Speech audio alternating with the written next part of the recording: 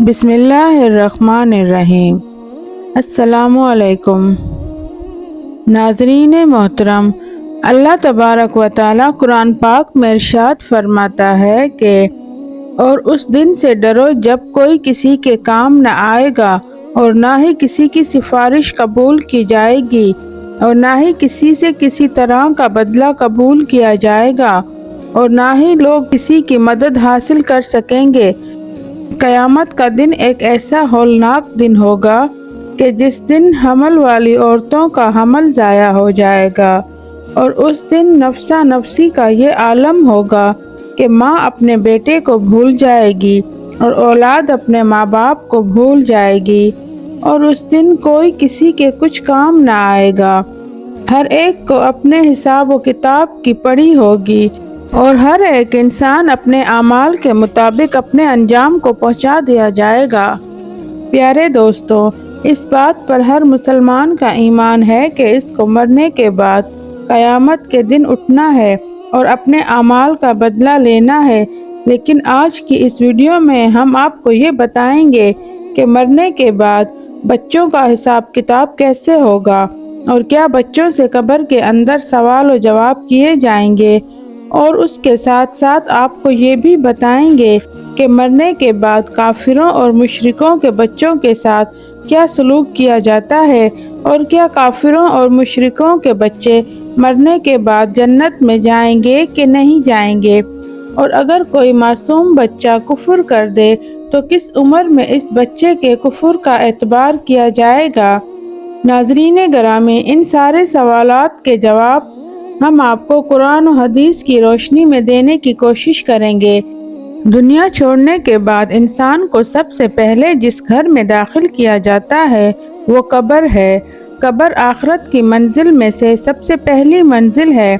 اور قبر ہی سے ہر انسان کا حساب و کتاب شروع ہو جاتا ہے۔ جو قبر کے امتحان کو پاس کر لیتا ہے تو اس کے آگے آنے والے امتحانات اس کے لیے آسان ہوتے ہیں، اور جو یہ امتحانات پاس کرنے میں ناکام رہتا ہے تو اس سے آگے آنے والے امتحانات کہیں زیادہ سخت اور دشوار ہوتے ہیں۔ جب کوئی انسان مرتا ہے تو اس کو قبر کے اندر دفنا دیا جاتا ہے، پھر چاہے وہ بچہ ہو، بوڑھا ہو یا نوجوان۔ جیسے ہی مرنے والے شخص کو دفنایا جاتا ہے تو دو فرشتے اس کی قبر کے اندر داخل ہوتے ہیں، جن کو منکر اور نکیر کہا جاتا ہے۔ یہ فرشتے اس مرنے والے شخص سے سوالات کرتے ہیں، اور اگر مرنے والا ان فرشتوں کے سوالات کا جواب درست دیتا ہے تو اس کو جنت کی خوشخبری سنا دی جاتی ہے، اور اگر مرنے والا ان فرشتوں کے سوالات کا جواب نہیں دے پاتا تو اس کی قبر کو جہنم کا گڑھا بنا دیا جاتا ہے۔ جیسا کہ نبی پاک صلی اللہ علیہ وآلہ وسلم نے ارشاد فرمایا کہ قبر یا تو جنت کے باغوں میں سے ایک باغ ہے یا جہنم کے گڈھوں میں سے ایک گڈھا۔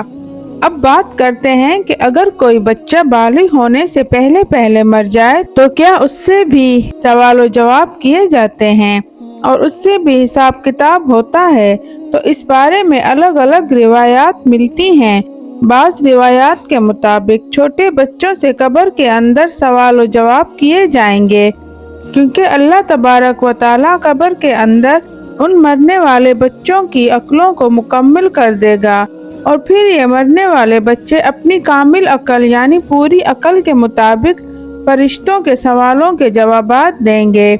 اور دوسری روایات کے مطابق بچوں سے کوئی حساب کتاب نہیں لیا جائے گا، کیونکہ بچے معصوم ہوتے ہیں اور وہ بے گناہ ہوتے ہیں، لہٰذا بچوں سے قبر کے اندر کوئی سوال و جواب نہیں کیا جائے گا۔ اب بات کرتے ہیں ان بچوں کی جو کافروں یا مشرکوں کے گھر پیدا ہوئے اور بالغ ہونے سے پہلے مر گئے۔ تو اس کے متعلق حضرت عبداللہ ابن عباس رضی اللہ تعالی عنہ سے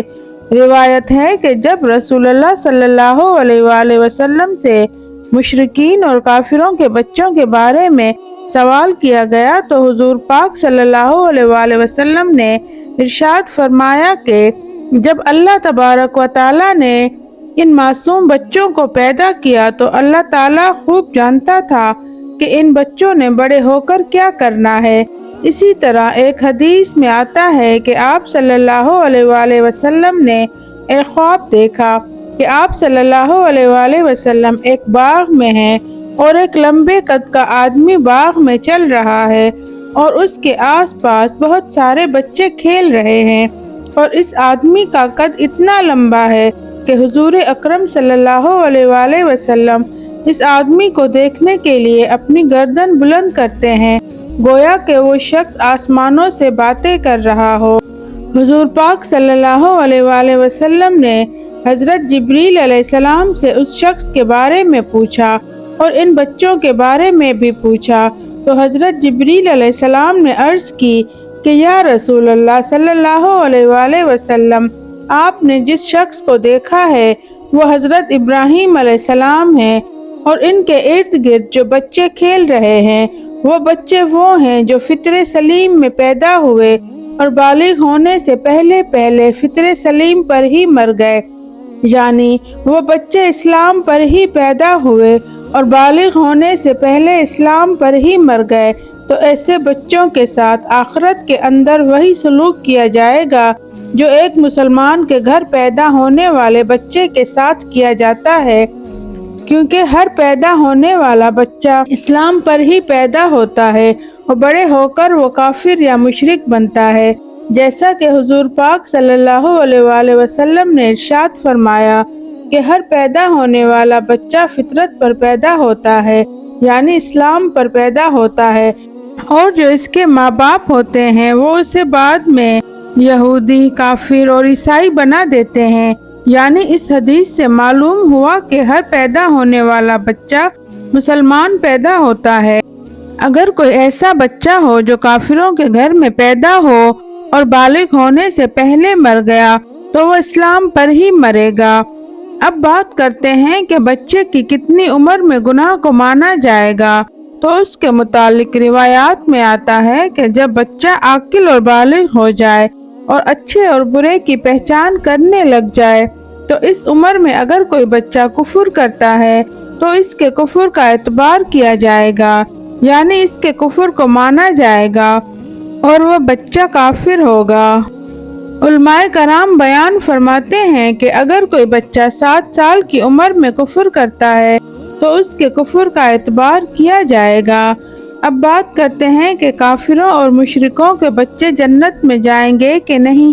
اگر یہ جنت میں جائیں گے تو جنت میں کون سے مقام میں ان کو رکھا جائے گا، اس کے متعلق الگ الگ روایات ملتی ہیں۔ کچھ روایات کے مطابق جیسے مسلمانوں کے بچے جنت میں جائیں گے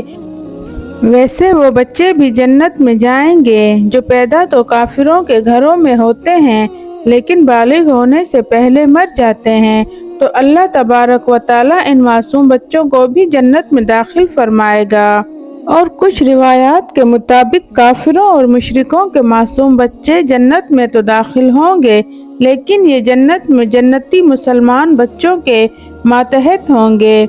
اور کچھ علماء کرام اس مسئلے پر خاموشی اختیار کرتے ہیں اور ان کا کہنا یہ ہے کہ اللہ تبارک و تعالی بہتر جانتا ہے کہ اللہ پاک کافروں کے بچوں کے ساتھ کیا سلوک فرمائے گا۔ ناظرین، تمام تر روایات میں سے سب سے صحیح روایت یہ ہے کہ جو بھی بچہ بالغ ہونے سے پہلے فوت ہو جاتا ہے